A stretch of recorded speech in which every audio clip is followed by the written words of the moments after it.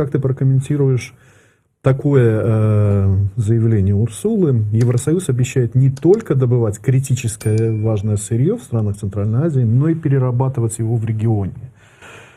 Что-то я как-то вот на примере Казахстана мало слышал о совместной переработке. Все больше по КТК идет черная нефть, точно так же, как из Азербайджана по южному транспортному коридору идет газ. Вот, на мой взгляд, это такое заявление из серии испанских конкистадоров для индейцев, либо вот белых колониалистов в Африке. Да? То есть мы вам обещаем... Все будет хорошо. Да. Ну, на самом деле, мне хочется верить, что вот те времена, когда подписывались соглашения по нефти в Казахстане, они миновали.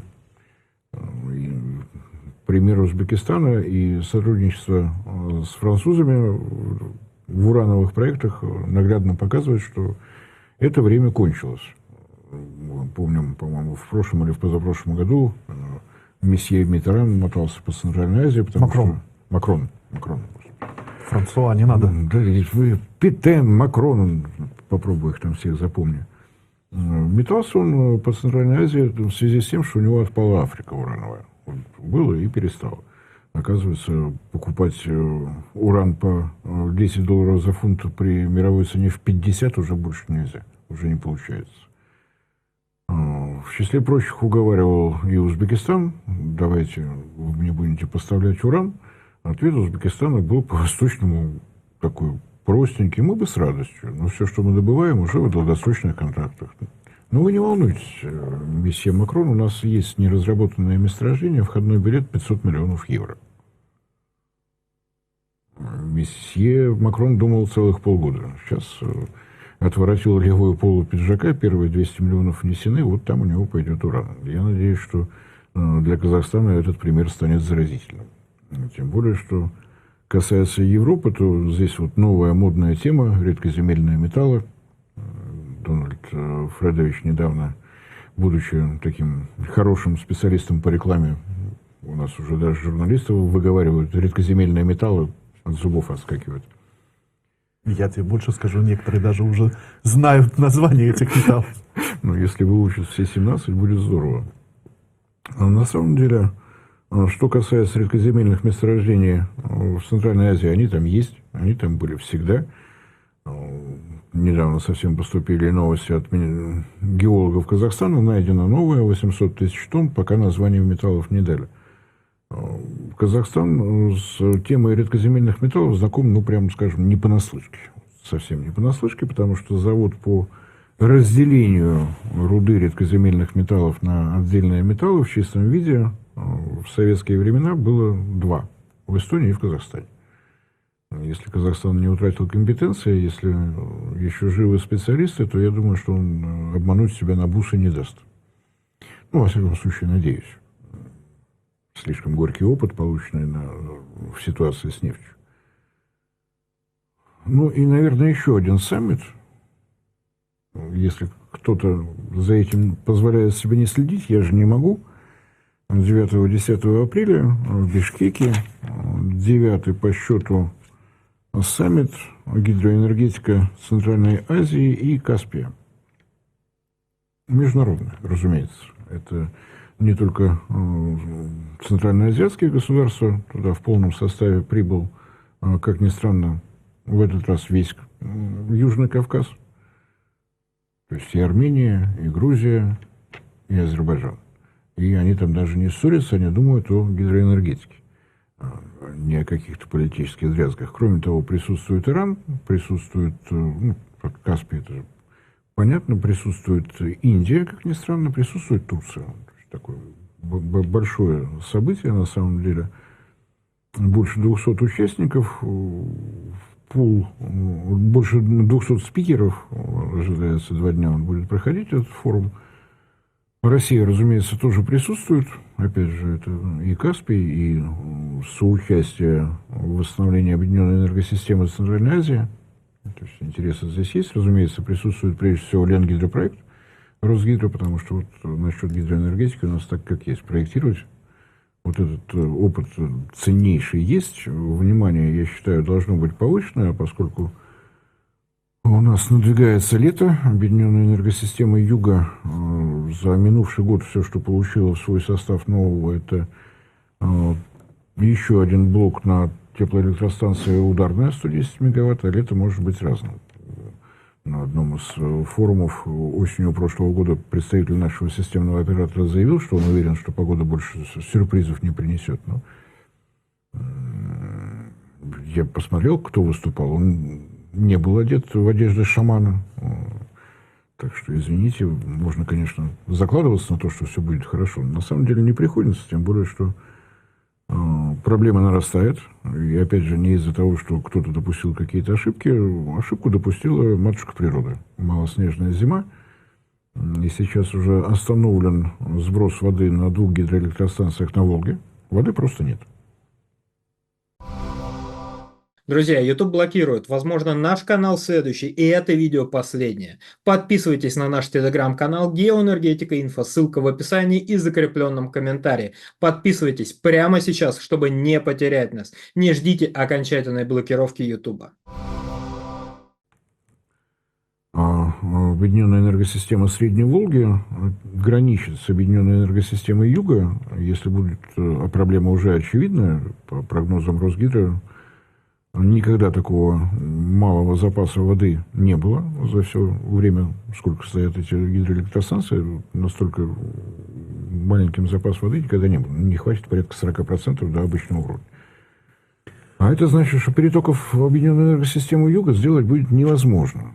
И, соответственно, у нас же не только Министерство энергетики, не только системные операторы об энергетике думают, у нас есть еще такая таинственная организация, как Интеррао, наш монополист по импорту и по экспорту электроэнергии.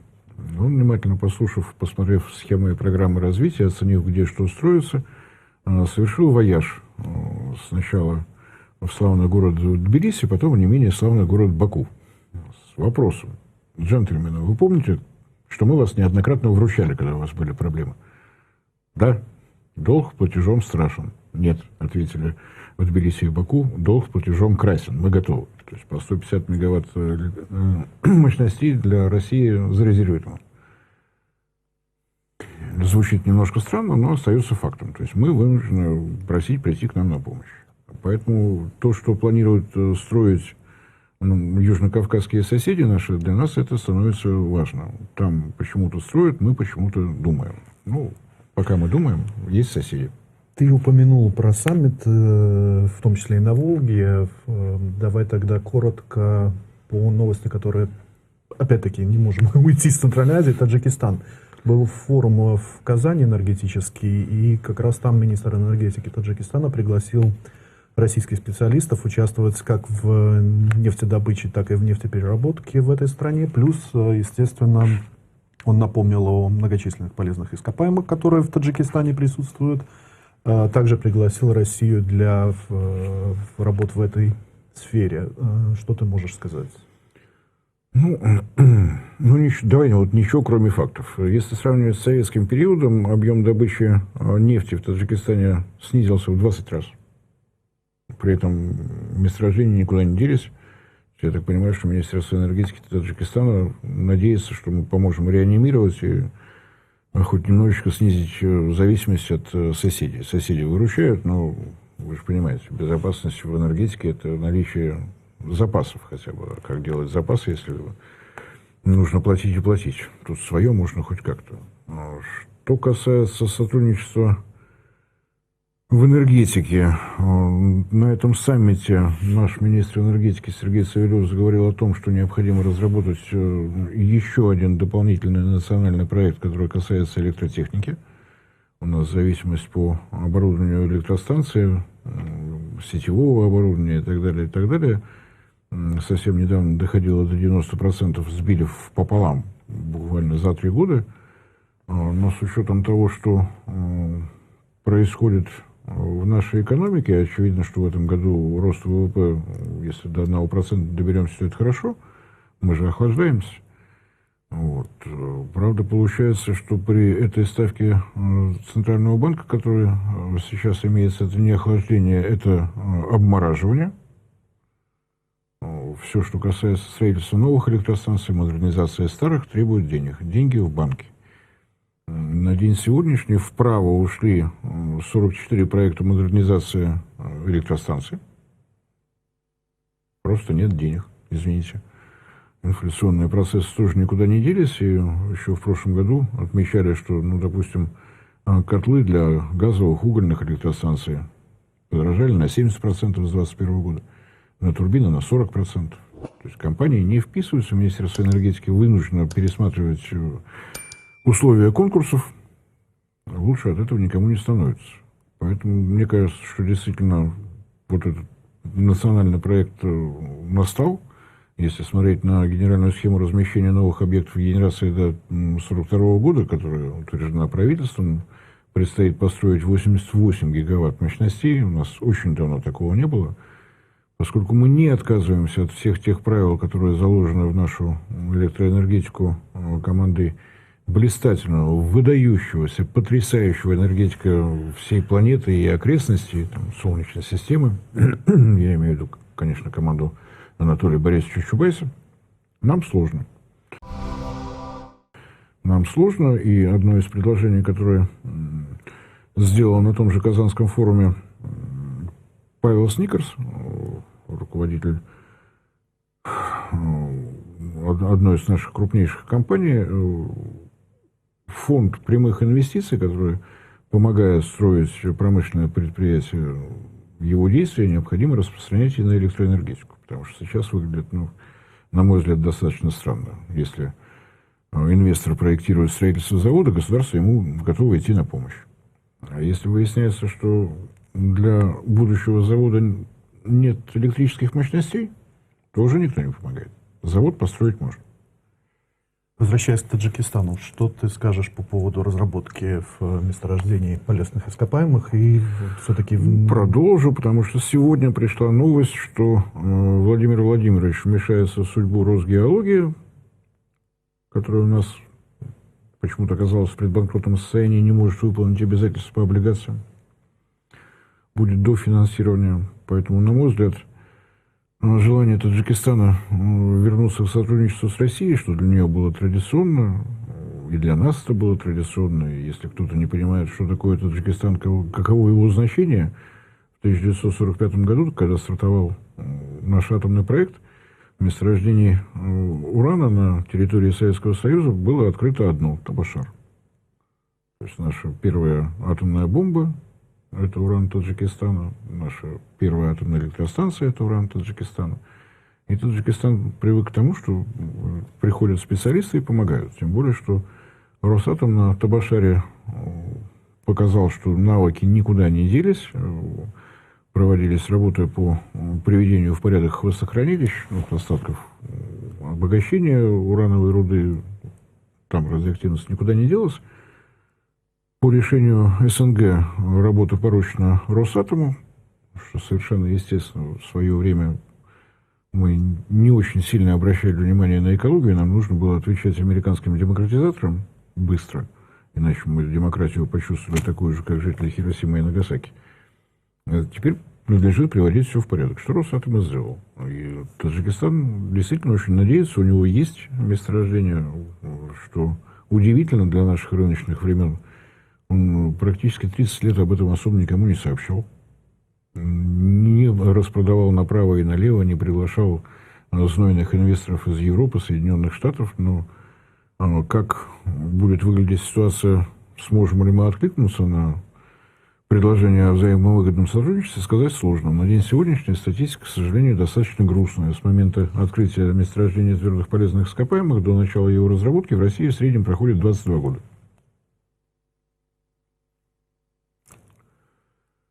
Если мы такое предложение сделаем Таджикистану, я боюсь, что там люди вежливые, но они просто не поймут. Что значит, вот открытое месторождение еще в советские времена, давайте доразведываем, начнем разрабатывать, хорошо. Ваши внуки это застанут. По-моему, ты слишком пессимистичен. Я привел данные. Я буду очень рад, если эти цифры изменятся, если проект, предложенный нашим Министерством природы, возрождение легенды, речь идет о Министерстве геологии, которое мы догадались просто ликвидировать. в целях оптимизации государственного управления. Тут, не буду комментировать. Давай, без этих комментариев. Я очень хочу, чтобы этот проект был реализован. Это действительно необходимо России, тем более, что прошел Арктический форум, там есть определенные поручения от президента. Арктика – это действительно кладовая полезных ископаемых и отнюдь не только углеводородов. Потому что в последнее время все, что мы слышим из Арктики, вот здесь нашли газовое месторождение, здесь газоконденсатное, тут нефтяное, тут сразу все вместе, а где твердые полезные ископаемые? Для того, чтобы они были, необходимо направлять геологические партии. А чтобы возникли геологические партии, нужно, чтобы был реализован проект, который курирует Министерство природы, называется «Возрождение легенд». Вот Министерство природы, если вы нас слышите, вот большая просьба, давайте реализуйте. А с Росгеологией действительно что-то надо делать. Это далеко не первая история, когда она в таком преддефолтном состоянии. Это нехорошо. Надо что-то менять. Закончим тогда тему с полезными ископаемыми. Давай завершение программы. Давайте, вот раз про Таджикистан говорили, на минувшей неделе Росатом предложил Таджикистану задуматься о строительстве атомной станции малой мощности на 50 мегаватт. Таджикистан решил задуматься. Может быть, это такой намек, что раз уж у Росатома получается работать там со старыми урановыми месторождениями, раз он предлагает новую атомную электростанцию, может быть, Атомредминзолото, сейчас новое название, но я человек старый, для меня Атомредминзолото, это Атомредминзолото. Там все написано. Атом, редкие металлы и золото. Уран тоже редкий металл. Это подразделение, горнорудный дивизион Росатома, действительно в полном порядке. Есть собственные научно-исследовательские институты, готовые помогать с разработкой проектов добычи. Есть собственные геологи, есть собственное оборудование. Может быть, действительно, вот такой вариант будет, потому что сейчас надо реагировать быстрее. С Росгеологией, к сожалению, так, как есть. Вот здесь Росатом Таджикистану предложил, а здесь одна из наших соседних стран, Латвия, тоже решила вступить в атомный ядерный клуб и создала даже свою какую-то программу, которую озвучил профильный министр. Они, по-моему, чуть ли не 6 сразу станций малой мощности хотят построить. И самое главное, что предложили соседней Эстонии захоранивать радиоактивное топливо, и все, так сказать, прилагающееся. На востоке Эстонии, аргументировав это тем, что там якобы земли хорошие. И, Нет, земли там действительно хорошие. Кто бы спорил, первый завод по обогащению урановой руды, номер 1, был построен в городе Силаме, это северо-восток Эстонии, так называемые черные сланцы. Добывать начали даже их, там было содержание урана просто очень высокое, 0,01%. Но, повторюсь, это 45-47 год, когда этот завод появился, нам было тогда... Никуда не делся этот комбинат. Потом, правда, хватило сообразительности. Там обогащали руду, которую добывали в Германской Демократической Республике, в Польской Народной Республике, Народной Республике в Болгарии, в Чехословацкой Социалистической Республике. Такие характерные названия. Так что там действительно умеют работать с радиоактивными отходами. Восток Эстонии – это шахты, из которых добывался, пока еще добывается горючий сланец. В Латвии подобных мест нет. Доклад Министерства энергетики, передачу действительно заканчивают с улыбкой. Доклад называется «Возможность развития ядерной энергетики в Латвии». И уверяют, что, в общем-то, ничего сложного в этом нет. Собственно, нет специалистов, нет работы геологов, которые нашли бы место, где подходящие условия для атомной электростанции, нет законодательства, потому что все, что касается радиоактивных материалов, мера обращения с ними, это МАГАТЭ, это зона действия договора о нераспространении ядерного оружия, нет государственного регулирующего органа, для того, чтобы его создать, нужно готовить специалистов, их тоже нет, вообще все хорошо. Но есть доклад о том, что мы к этому будем стремиться. Напомню, что есть проект строительства атомной станции малой мощности у Эстонии, но он, с одной стороны, совсем эстонский, с другой стороны, тот, который требует атомная энергетика, где заповедь номер 0 – это безопасность. Выбор эстонское министерство энергетики остановило на английском стартапе. И он на день сегодняшний, если не считать российских проектов, единственный, кто получил одобрение государственного регулятора. Правда, не у себя дома, а в Канаде. Так получилось. Не будем сейчас про Министерство энергетики Великобритании. Отдельная тема. Можно часа два разговаривать по этому поводу. Но Министерство энергетики Эстонии подходит так, как предписывает МАГАТЭ. Спокойно ждем, когда появится референтный блок в Канаде. Убеждаемся, что государственный регулятор доволен не только как все строилось, но и как эксплуатируется. После этого мы приступаем к масштабированию. На что рассчитывает Латвия, мне сказать сложно. В эстонском варианте это понятно, что будет не быстро. Строительство в Канаде еще не началось, там финансовые вопросы надо дорешать, но планируют, что в 2027 году, в 2028 в крайнем случае начнут, и в 1933, в крайнем случае в 1935 закончат. В крайнем случае в 1938. А вот откуда такая энергичность у Латвии, мне сказать сложно. Может быть, поскольку они южнее же, чем эстонцы, поэтому больше экспрессии, больше темперамента, поэтому давайте строить, бегом. При этом не стоит забывать, что про атомную энергетику в Латвии в курсе, в городе Сала спился. В советские времена работал исследовательский реактор, его благополучно остановили, ликвидировали, все вывезли. Остались ли после этого специалисты, мне сказать сложно. Но годы идут.